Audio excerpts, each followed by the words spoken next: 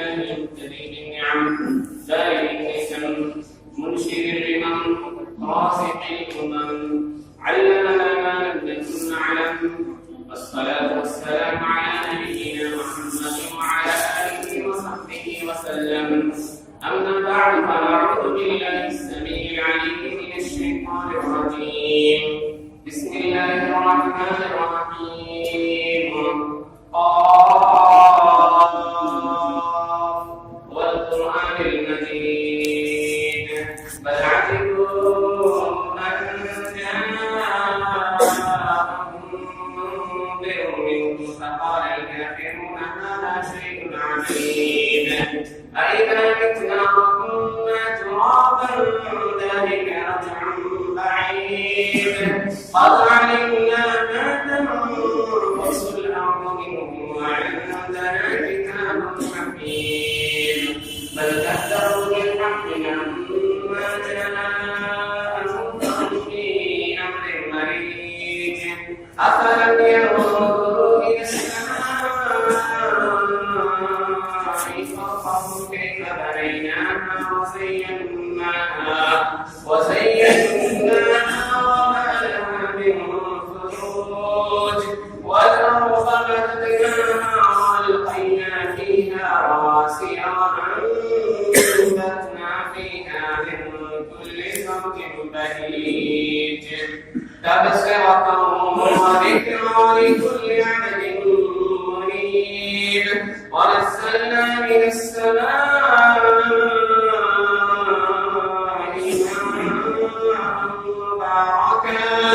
فأنبتنا به جنات وحب الحصيد والنخل باسقات لها طلع نضيد رزقا للعباد وأحيينا به بلدة ميتا كذلك الخروج كذبت قبلهم قوم وأصحاب الرس وثمود وعاد وفرعون وإخوان لوط وأصحاب الأيكة وقوم تبع كل كذب الرسل فحق وعيد أفعينا بالخلق الأول بل هم في لبس من خلق جديد ولقد خلقنا الإنسان ونعلم ما توسوس به نفسه ونحن أقرب إليه من حبل الوريد إذ يتلقى المتلقيان عن اليمين وعن الشمال قعيد ما يلفظ من قول إلا لديه رقيب عتيد وجاءت سكرة الموت بالحق ذلك ما كنت منه تحيد ونفخ في الصور ذلك يوم الوعيد وجاءت كل نفس معها سائق وشهيد لقد كنت في غفلة من هذا فكشفنا عنك غطاءك فبصرك اليوم حديد وقال قرينه هذا ما لدي عتيد ألقيا في جهنم كل كفار عنيد مناع للخير معتد مريب الذي جعل مع الله إلها آخر فألقياه في العذاب الشديد قال قرينه ربنا ما أغويته ولكن كان في ضلال بعيد قال لا تختصموا لدي وقد قدمت إليكم بالوعيد ما يبدل القول لدي وما أنا بظلام للعبيد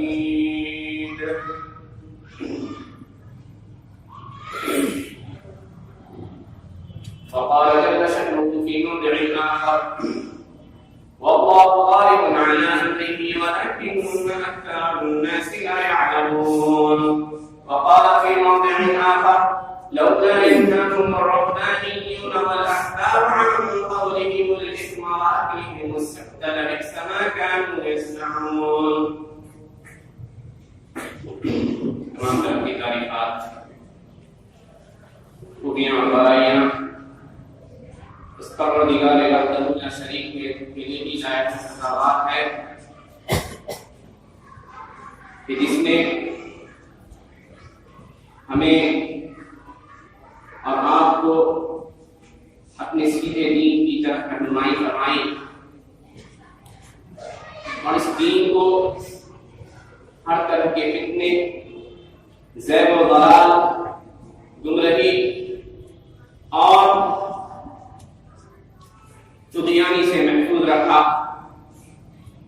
اس دین کو اپنا پسندیدہ دین قرار دیا. چنانچہ کہ اللہ کہتا ہے سورہ مائدہ میں وَرَضِيتُ لَكُمُ الْإِسْلَامَ دِينًا، اسلام کو بطور دین میں نے آپ تم لوگوں کے لیے پسند کیا، اس دین کو دین مقبول قرار دیا. اگر کوئی شخص دین کے علاوہ کوئی دوسرے دین کا طالب ہوتا ہے تو چاہے وہ کتنا ہی نیک کیوں نہ ہو، کتنا ہی نمازی کیوں نہ ہو، اس دین کے مطابق کتنا ہی روزہ کیوں نہ رکھ لے، جب تک وہ اس دین کی پیروی نہیں کرتا ہے اس کی عبادت اللہ کے یہاں مقبول نہیں ہے. چنانچہ اللہ کہتا ہے وَمَن يَبْتَغِ غَيْرَ الْإِسْلَامِ دِينًا فَلَن يُقْبَلَ مِنْهُ وَهُوَ فِي الْآخِرَةِ مِنَ الْخَاسِرِينَ. جو اسلام کو چھوڑ کر دوسرے دین کو اختیار کرتا ہے اور اس دین کے مطابق خوب نیکیاں بھی کر لے. ابن رجب الحنبلی رحمہ اللہ لکھتے ہیں جامع العلوم والحکم کے اندر کہ کوئی شخص اگر نصرانی ہے یا یہودی ہے، یہودیت میں وہ بہت اچھا شخص ہے، نمازی بھی ہے، اس مذہب کے مطابق روزے بھی رکھتا ہے، لوگوں کو بھلائیوں کا حکم بھی دیتا ہے، برائیوں سے روکتا بھی رہتا ہے، لیکن ایک کمی رہ جاتی ہے، وہ اللہ کے ساتھ شرک بھی نہیں کرتا لیکن نبی صلی اللہ علیہ وسلم کے اوپر ایمان نہیں رکھتا ہے. اس کی ساری نمازیں، سارے روزے، ساری بھلائیاں اس کے ایک آپ کو بتائی ہو جائیں گی. چنانچہ نبی صلی اللہ علیہ وسلم کے اوپر ایمان لانا نبی صلی اللہ علیہ وسلم کی بعثت کے بعد ہر شخص کے اوپر واجب ہے. چنانچہ اللہ کہتا ہے نبی صلی اللہ علیہ وسلم کو مخاطب کرتے ہوئے قل یا ایھا الناس انی رسول اللہ الیکم جمیعا، کہہ دیجئے اے لوگوں میں تم تمام کی طرف رسول بنا کر بھیجا گیا ہوں. اور یہ انبیاء بنی اسرائیل تھے جو اپنی قوموں کے لیے بھیجے جاتے تھے. پیارے نبی کی بعثت پوری بنی نوع انسانیت کے لیے ہے. چنانچہ نبی صلی اللہ علیہ وسلم کے خصائص اور فضائل کا تذکرہ کرتے ہوئے خود اللہ کے نبی کہتے ہیں صحیح مسلم کے اندر ہے فضلت علی الانبیاء بست، انبیاء کے اوپر 6 باتوں کے ذریعے فضیلت دی گئی. ان میں سے ایک بات یہ ہے بعثت الی الناس کافۃ، میں تمام لوگوں کی جانب رسول بنا کر بھیجا گیا. اس سے پہلے کتنے انبیاء آتے تھے، کان النبی یبعث الی قومہ خاصہ، وہ اپنے اپنی قوموں کے لیے بھیجے جاتے تھے. چنانچہ پیارے نبی کی بعثت کے بعد نبی صلی اللہ علیہ وسلم کی اس دین کی حفاظت کی ذمہ داری اللہ سبحانہ وتعالیٰ نے خود دی. کیونکہ آپ اگر تاریخ کا مطالعہ کریں گے تو آپ پائیں گے کہ بہت سی قومیں اس دنیا میں گزری ہیں جن قوموں کے لیے اللہ نے خاص شریعتوں کو نازل کیا، سینکڑوں اور ہزاروں کی تعداد میں انبیاء بھیجے، اس کے باوجود ان قوموں نے اپنی اس دین کی حفاظت نہیں کر سکے. وہ قوم اس دین کی جو صحیح قدر کرنی تھی وہ نہیں کر سکی. انہوں نے اپنے اعمال سے انحراف کیا، اللہ نے توحید کا حکم دیا تھا، انہوں نے شرک کیا، اللہ سبحانہ وتعالیٰ نے بھلائیوں کا حکم دیا تھا، انہوں نے برائیاں کی، اللہ نے انہیں حلال مال کھانے کا حکم دیا تھا، انہوں نے حرام مال کھائے. چنانچہ اللہ سبحانہ وتعالیٰ بنی اسرائیل کے سلسلے میں کہتا ہے سورۃ البقرہ کے بارے میں وَإِذْ أَخَذْنَا مِيثَاقَ بَنِي إِسْرَائِيلَ لَا تَعْبُدُونَ إِلَّا اللَّهَ وَبِالْوَالِدَيْنِ إِحْسَانًا وَبِذِي الْقُرْبَى وَالْيَتَامَى وَالْمَسَاكِينِ وَقُولُوا لِلنَّاسِ حُسْنًا وَأَقِيمُوا الصَّلَاةَ وَآتُوا الزَّكَاةَ ثُمَّ تَوَلَّيْتُمْ إِلَّا قَلِيلًا مِنكُمْ وَأَنْتُمْ مُعْرِضُونَ. یاد کیجیے اس وقت کو جب انہوں نے بنی اسرائیل سے ایک عہد و پیمان لیا، ایک معاہدہ لیا کہ اللہ کے علاوہ کسی کی بندگی اور پرستش نہ کرو گے، والدین کے ساتھ حسن سلوک کرو گے، رشتہ داروں کے ساتھ، یتیموں کے ساتھ، مسافروں کے ساتھ لوگوں سے اچھے انداز میں پیش آؤ گے، نماز کو قائم کرو گے، زکات کو ادا کرو گے. اللہ نے کہا ان تمام باتوں کے ماننے کے باوجود تم نے اسے انحراف کیا. انحراف کا کیا نتیجہ نکلتا ہے؟ سب سے پہلے انہوں نے شرک کے اندر وہ واقع ہوئی. جب اللہ کے بڑے احسانات میں سے ایک احسان ان کے اوپر واقع ہوتا ہے، جب اللہ سبحانہ وتعالیٰ فرعون سے انہیں نجات دیتا ہے،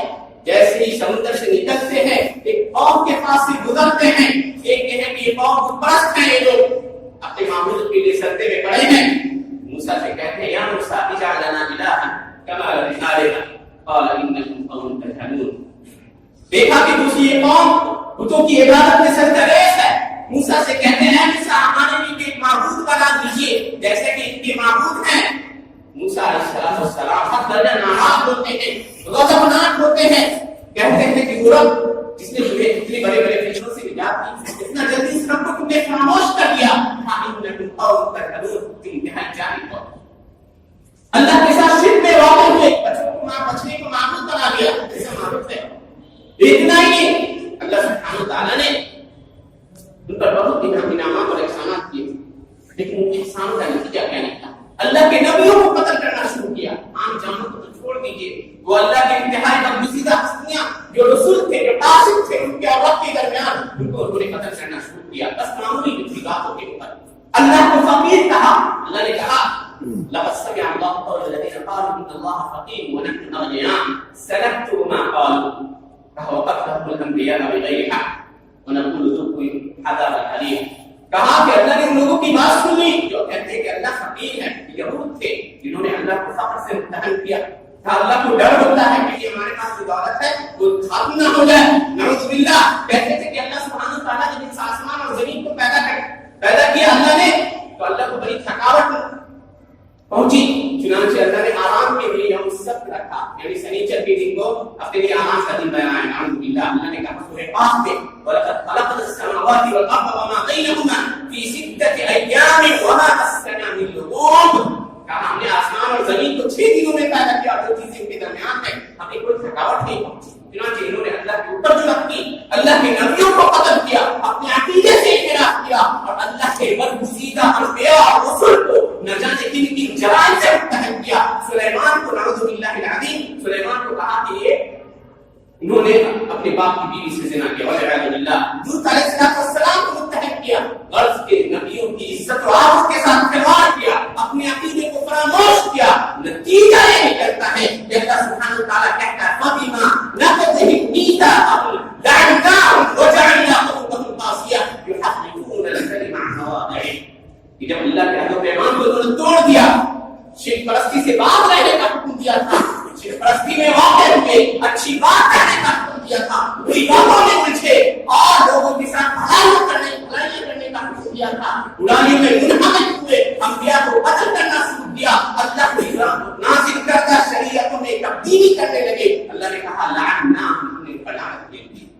لعنت کہتے ہیں اپنی زبان میں الطرد والابعاد عن رحمت اللہ, اللہ کی رحمت سے دور کرنے کو لعنت کہا جاتا ہے. کہتے ہیں کہ فلاں پر لعنت ہو, اس کا مطلب ہے کہ فلاں اللہ کی رحمت سے دور ہو جائے, اور جو اللہ کی رحمت سے دور ہو جائے اس کے کوئی ٹھکانا نہیں.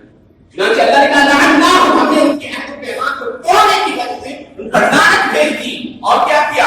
وجعلنا قلوبهم قاسیۃ, ان کے دل کو ہم نے سخت بنایا.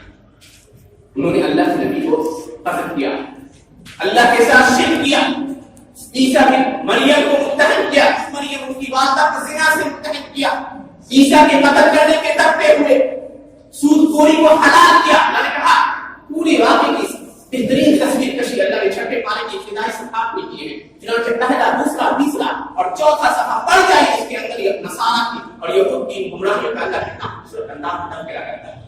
چنانچہ یہود کے اوپر جب اللہ کی لعنت برسی کیونکہ انہوں نے عقیدے کو ترک کیا, عبادات میں شرک پرستی میں داخل ہوئے, اخلاقیات سے دور ہوئے, معاملات میں سودی معاملات کو آگے بڑھایا.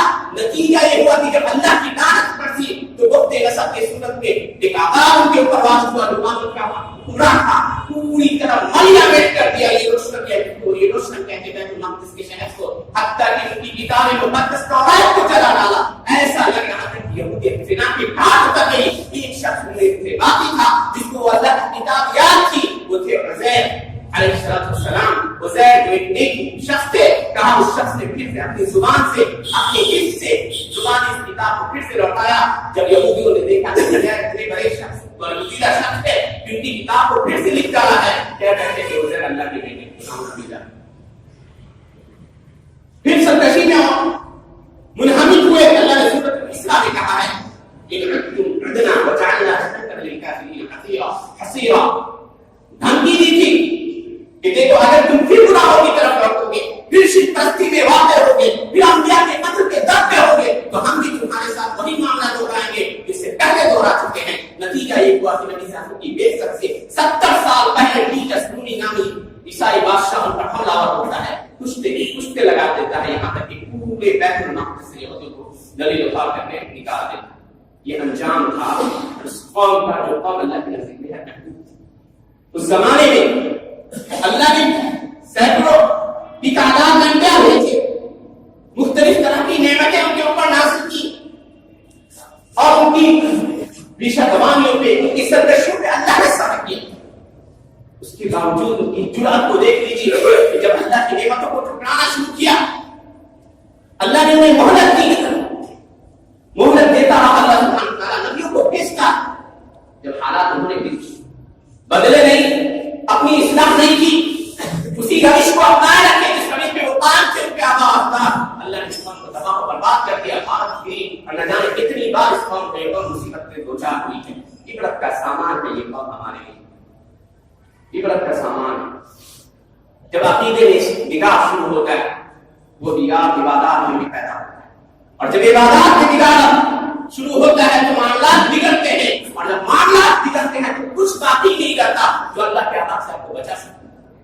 دوسری قوم ان کے بعد آئی، اور اس زمانے میں کیفیت ایسی تھی کہ پیارے نبی صلی اللہ علیہ وسلم فرماتے ہیں، مسلم کی روایت ہے، ان اللہ نظر الى اهل الارض عربهم وعجمهم فلقتهم الا وقال من اهل الكتاب، کہ اللہ سبحانہ وتعالیٰ نے زمین والوں کی طرف دیکھا، اس زمین میں جو لوگ بدواش رکھتے ہیں، زندگی گزارتے ہیں، سب کو طرف دیکھا، سب کی نظر دلوں کی طرف جھانکا، عربهم وعجمهم، جو عرب سے عجم کو کہیں کے کہا، فلقتهم، سب پہ اللہ ناراض ہوا، غصہ ہوا، کیونکہ حالتیں ایسی تھی کہ اللہ کو ماننے والے چند لوگ تھے، کہا اللہ بقایا من اہل کتاب، اہل کتاب کے چند لوگ باقی تھے جو توحید پر قائم تھے۔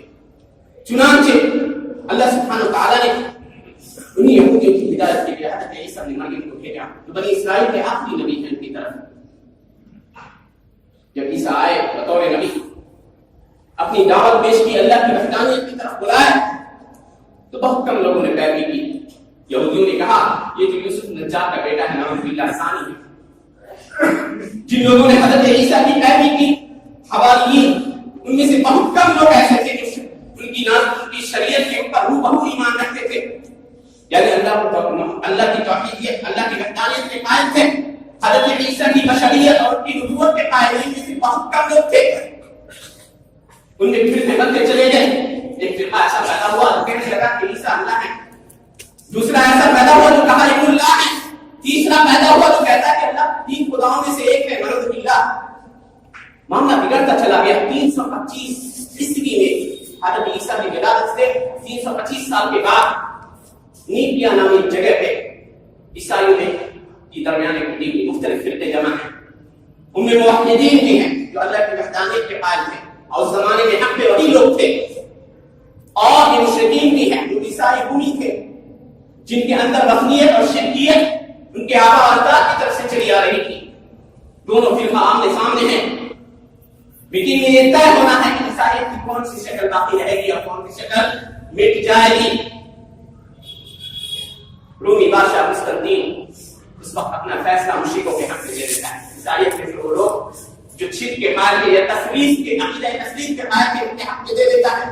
موحدین کو چن چن کر مار دیا جاتا ہے، یہاں تک کہ عیسائیت کی اصلی شکل مٹ جاتی ہے۔ اللہ سورہ مائدہ میں کہتا ہے وَمِنَ الَّذِينَ قَالُوا إِنَّا نَصَارَىٰ أَخَذْنَا مِيثَاقَهُمْ فَنَسُوا حَظًّا مِّمَّا ذُكِّرُوا بِهِ فَأَغْرَيْنَا بَيْنَهُمُ الْعَدَاوَةَ وَالْبَغْضَاءَ إِلَىٰ يَوْمِ الْقِيَامَةِ وَسَوْفَ يُنَبِّئُهُمُ اللَّهُ بِمَا كَانُوا يَصْنَعُونَ۔ کہ جن لوگوں نے کہا کہ ہم نصرانی ہیں، عیسائی ہیں، ان لوگوں کا معاملہ یہ تھا کہ جن باتوں کی نصیحت کی گئی، جن باتوں کی انہیں تلقین کی گئی، باتوں کو انہوں نے بھلا دیا، اللہ کی نازل کردہ شریعت کو ٹھکرایا، اللہ کی وحدانیت کے منکر ہوئے، اللہ کے نبی کو اللہ کا بیٹا کہنے لگے، یا ان میں سے ایک فرقہ اللہ کہنے لگا۔ نتیجہ یہ ہوا اللہ نے کہا فَأَغْرَيْنَا بَيْنَهُمُ الْعَدَاوَةَ إِلَىٰ يَوْمِ الْقِيَامَةِ، تا قیامت ان کے درمیان آپس میں بغض اور عداوت بنا بیکار تھی، آخر اللہ تعالیٰ ان کا حساب لے گا قیامت کے دن۔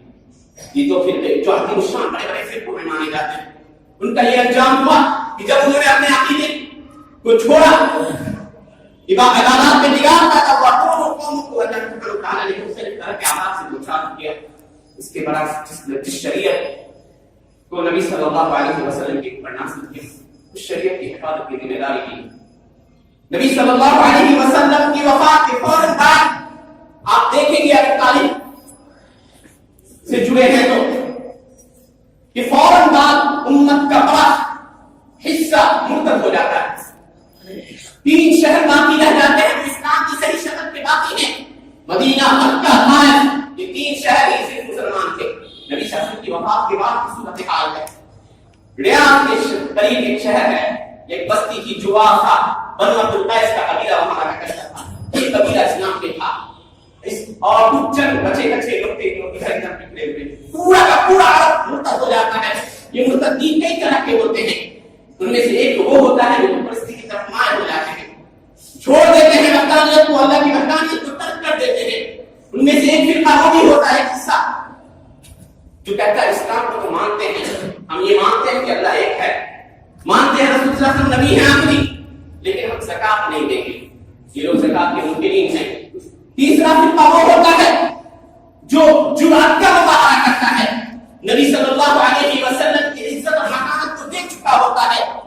یہ وہ لوگ ہوتے ہیں جن کو نبی بنانے کا جن کے اندر ہوڑ لگ جاتی ہے. چنانچہ یمامہ کے شہر میں قبیلہ کا شہر ہے، وہاں مسلمہ کا کاف پیدا ہوتا ہے.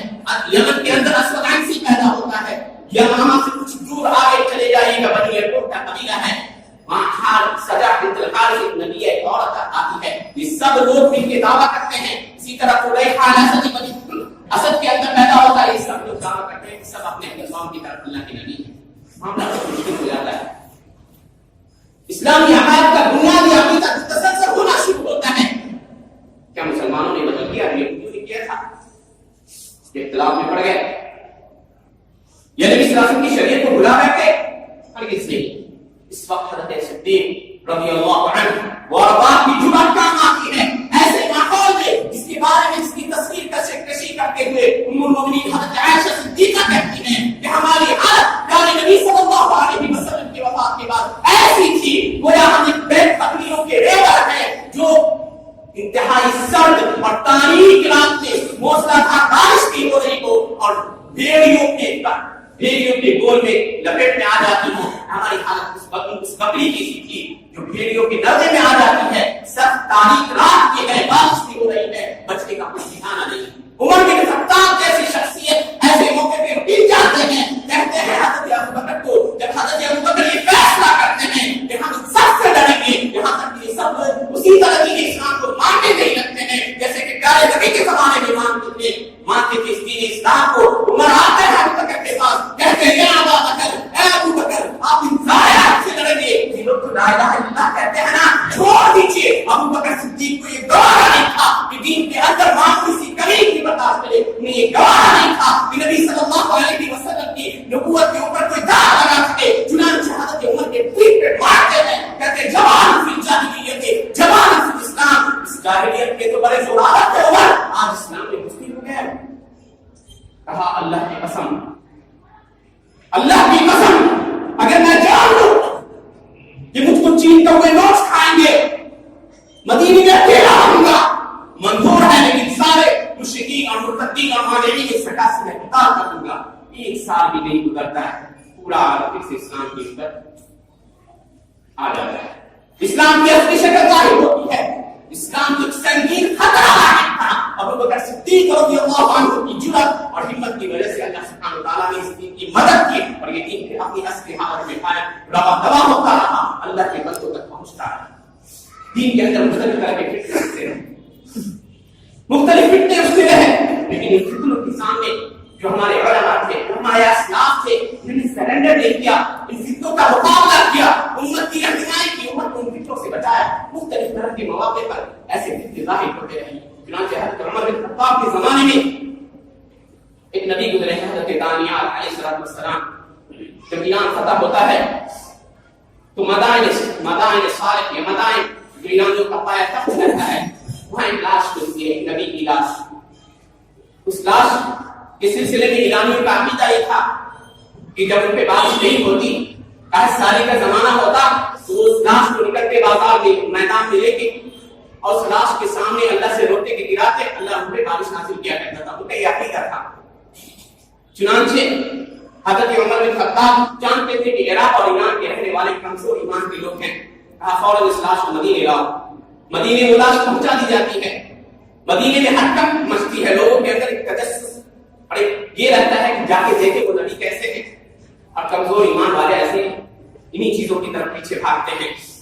چنانچہ حضرت عمر نے فیصلہ کیا کہ 13 قبریں کھودی جائیں. بقیع کے اندر 13 قبریں کھودی جائیں. مختلف جگہوں پہ کھودی جاتی ہیں قبریں. رات کے اندر چند صحابہ کے ساتھ اس قبر کو دفنا دیتے ہیں. صبح جب لوگوں کی بھیڑ دارالخلافہ کی طرف آتی ہے تو دیکھتے ہیں کہ قبر دفنائی جا چکی ہے. بقیع کا قبرستان انتہائی بڑا ہے. کہاں ڈھونڈے کون سی قبر ہے پتہ نہیں ہوتا. حضرت عمر اپنی کامیاب حکمت اور دانش سے ایک عظیم فتنے کو جو شرک کے اندر لے جا سکتا تھا امت کو بچا لیتے ہیں. ایک شخص کہا کرتا تھا سبیل نباتا بصرہ کے اندر طرح طرح کی عقائد بنایا کرتا تھا. حضرت عمر بن خطاب نے اس شخص کو بلایا. مدینے بلانے کے بعد ایک حکم جاری کر دیا کہ اس شخص سے اتنی مدت تک کوئی بات نہ کرے. چنانچہ اس شخص کو راوی کہتا ہے کہ میں نے اس شخص کو دیکھا بستا میں ایسے گھوم رہا تھا گویا اس اونٹ کی طرح ہے جس کو کھجلی ہو خارش ہو لوگ اسے دور بھاگتے تھے. کوئی نہیں گفتگو کرتا تھا یہاں تک کہ وہ شخص توبہ کرتا ہے اور اپنے صحیح دین پہ آ جاتا ہے. جیسے جیسے دین کے اندر دین آگے بڑھتا تھا فتنے ضرور ہوتے رہے لیکن علماء ائمہ مستعدین تھے. وہ مستعد تھے, تیار رہتے تھے. کوئی بھی فتنہ پیدا ہوا دین کے اندر کسی بھی طرح کی کمی کو, دین میں کسی بھی انحراف کو برداشت نہیں کیا. نتیجہ یہ رہا کہ اللہ سبحانہ وتعالی اس دین کو عزیز رکھا, غالب رکھا. یہ دین اللہ کے بندوں تک پہنچتا رہا. حضرت عثمان بن عفان رضی اللہ عنہ کے زمانے میں بڑا فتنہ عظیم ضرور قدیم ہوتا ہے. خوارج کا ایک ظاہر ہوتا ہے. یہ لوگ عجیب لوگ ہوتے ہیں. ان کی نمازیں ایسی ہوتی ہے کہ نبی صلی اللہ علیہ وسلم نے اپنے صحابہ کو کہا تھا کہ ہر قریب کچھ لوگ ظاہر ہوں گے یقرؤون القرآن لا یجاوز حناجرهم, قرآن تو پڑھیں گے لیکن ان کے حلق کے نیچے نہیں اترے گا. کہا تحقرون صلاتکم عند صلاتهم وصيامکم عند صيامهم. ان کی نمازیں ایسی ہوں گی کہ تم اپنی نمازوں کو حقیق سمجھنے لگو گے. ان کے روزے اتنے ہوں گے کہ تم اپنی روزوں کو حقیق سمجھنے لگو گے. کہا یفرون من الدین, دین سے ایسے بھاگیں گے جیسے کہ دین کمان سے بھاگتا ہے. حضرت پیارے نبی صلی اللہ علیہ وسلم نے سب کی آمیز کرنا استعمال کیا. کہا اگر میں نکال دوں گا انہیں بری طرح قتل کروں گا. یہ فرقہ ظاہر ہوتا ہے. حضرت عثمان کے زمانے میں حضرت عثمان رضی اللہ عنہ انتہائی خلیفہ اور بزرگ خلیفہ ہے. چاہتے ہیں کہ امت میں انتشار ہو. چنانچہ اپنی جان کی قربانی دے کر وہ بچانا چاہتے ہیں امت کو فتنے سے. صحابہ کرام آتے ہیں کہتے ہیں کہ امیر المومنین آپ اجازت دے تو آپ کی جانب سے ڈرتے ہیں. کہتے ہیں میں نہیں چاہتا کہ میری وجہ سے کسی مسلمان کا خون بہے. چنانچہ ان کی جان قربان ہو جاتی ہے. اور حضرت عثمان کی شہادت کا وہ واقعہ تھا کہ آج تک اس واقعے کے اثر سے امت محفوظ نہیں ہو سکی. وہ زخم یا وہ خون جو حضرت عثمان کے مصحف میں ملا تھا وہ خون آج بھی تازہ ہے. خون کے اثرات آج بھی امت کو اپنے اثر میں لے رکھے ہیں. چنانچہ میرے بھائیوں اس دن سے امت جو فرقے میں بڑھتی ہے. حضرت علی بن ابی طالب کو ایک ایسی مشکل خلافت ملتی ہے جس میں نہایت فتنے ہیں, جنگ و غلط گری ہے. اس کے باوجود ان کے زمانے میں بھی فتنے ظاہر ہوتے ہیں. ایک فرقہ پیدا ہوتا ہے شیعوں کا جو حضرت علی کو کہتا ہے کہ آپ اللہ ہیں. حضرت علی کے پاس یہ لوگ آتے ہیں کہتے ہیں کہ آپ اللہ ہیں. حضرت علی کہتے ہیں اللہ سے ڈرو اور نہیں تو میں تمہیں کل آگ میں ڈال دوں گا. وہ لوگ کہتے ہیں کہ یہ تو اس بات کی گواہی ہے, نشانی ہے کیا اللہ ہی آگ سے سزا دیتا ہے. چنانچہ منظور ہے حضرت علی آگ جلواتے ہیں لوگوں کو آگ میں ڈال دیتے ہیں. ایسے ایسے فرقے ظاہر ہوئے. خوارج کا فرقہ ظاہر ہوتا ہے اور حضرت علی سے ڈرتا ہے. سارے 2800 کی تعداد ہوتی ہے. یہ لوگ مار جاتے. دین کی حفاظت کے لیے ائمہ نے, علماء نے, اسلاف نے کیا کارنامے انجام دیے. اس کو آپ دیکھیں گے کہ امت نے ایسی بھی اپنی دین کی حفاظت نہیں کی بلکہ اس کے لیے بڑی قربانیاں دینی پڑی ہیں. چنانچہ عبداللہ بن مسعود رضی اللہ عنہ جو انتہائی جلیل القدر صحابی ہیں, کوفہ میں رہتے تھے. دین میں جو نئے نئے فتنے ظاہر ہوتے ہیں, بدعات و خرافات, ہر شخص دین کے اندر ایک نئی سنت جاری کرنا چاہتا ہے. نیکی کا کام نہ چل سکتا ہے, جائز ہے. ارے اچھائی جو ہے ایسے لوگوں کے لیے حضرت ابن مسعود کا یہ قول جو میں پیش کر رہا ہوں انتہائی علم کا سامان ہے. امام دارمی اپنی سنن میں نقل کیا ہے عمر بن عامر بن یحییٰ سے. وہ کہتے ہیں کہ ہم لوگ کی عادت یہ تھی کہ ہم لوگ نمازوں کے لیے حضرت عبداللہ بن مسعود کے گھر کے پاس آتے, ان کو لیتے تھے, تب ہم جاتے تھے مسجد کی طرف. کہا کہ ہم لوگ کھڑے تھے عبداللہ بن مسعود کے گھر کے پاس, یہاں تک کہ ابو موسیٰ الاشعری رضی اللہ عنہ آتے ہیں. گھبرائے ہوئے عبداللہ بن مسعود سے کہتے ہیں کہ اے ابو عبد الرحمن, کیا آپ کو پتا چلا ہے اس بات کا جو میں جان رہا ہوں, کیا بات ہے, کیا ماجرا ہے؟ کہا کہ میں نے مسجد میں کچھ لوگوں کو دیکھا ہے جو لوگوں نے حلقے بنا رکھے ہیں, گروپ میں گھیر اندھیرے میں بیٹھے ہوئے ہیں، سب کے ہاتھ میں کچھ کنکریاں ہیں، ان میں سے ایک کہتا ہے کہ لا الہ الا اللہ کا 100 مرتبہ، سبحان اللہ کا 100 مرتبہ، اللہ اکبر کا 100 مرتبہ۔ کہا تم نے کیا کیا؟ کہا میں نے تو کچھ نہیں کیا، میں چاہا کہ آپ کی رائے لے لیتا ہوں، کیا کہتے ہیں آپ؟ کہا تمہیں کہنا چاہیے کہ عدتم سیئاتکم، اپنے گناہوں کو گنو، وانا ضامن الا یضیع من حسناتکم شیء، اور میں اس بات کی گواہی دیتا ہوں، ضمانت دیتا ہوں کہ تمہاری کوئی نیکی ضائع نہیں ہوگی۔ دوڑے دوڑے مسجد میں آتے ہیں، ان حلقے میں بیٹھے لوگوں کی طرف متوجہ ہوتے ہیں، کہتے ہیں مالک یا امت محمد، اے امت محمد کیا ہو گیا ہے تمہیں؟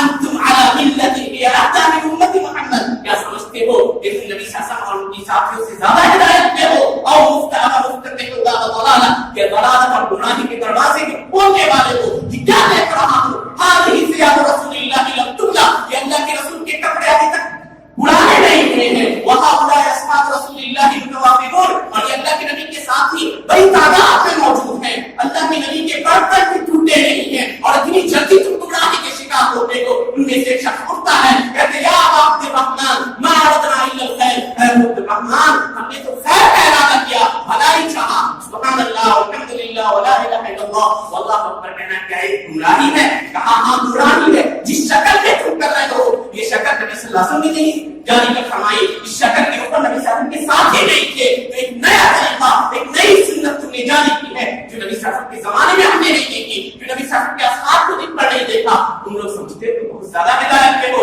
وَكَمْ مِن مُرِيدٍ لِلْخَيْرِ لَن يُصِيبَهُ، بہت سے خیر کے تلاشی ہوتے ہیں جن کو خیر نصیب نہیں ہوتا۔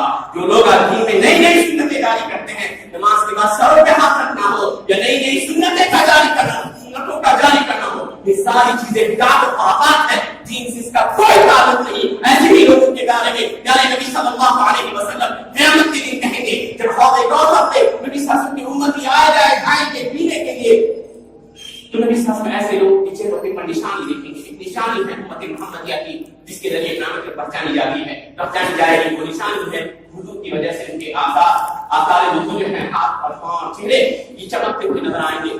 پیارے نبی کے پاس یہ لوگ آئیں گے، چاہیں گے کہ اس حوض کوثر سے پی سکے پانی، فرشتے آئیں گے اور جھٹکا دے کے ان کو باہر کر دیں گے۔ نبی صلی اللہ علیہ وسلم کہیں گے ہؤلاء امتی، یہ تو میرے اصحاب ہیں، میرے ساتھی ہیں، میری امتی ہیں، ان کی نشانیاں میں دیکھ رہا ہوں ان کے چہروں پہ۔ فرشتے کہیں گے انک لا تدری ما احدث بعدک، اے پیارے نبی محمد صلی اللہ علیہ وسلم آپ نہیں جانتے کہ ان لوگوں نے آپ کے بعد کتنے فتنے ظاہر کیے ہیں۔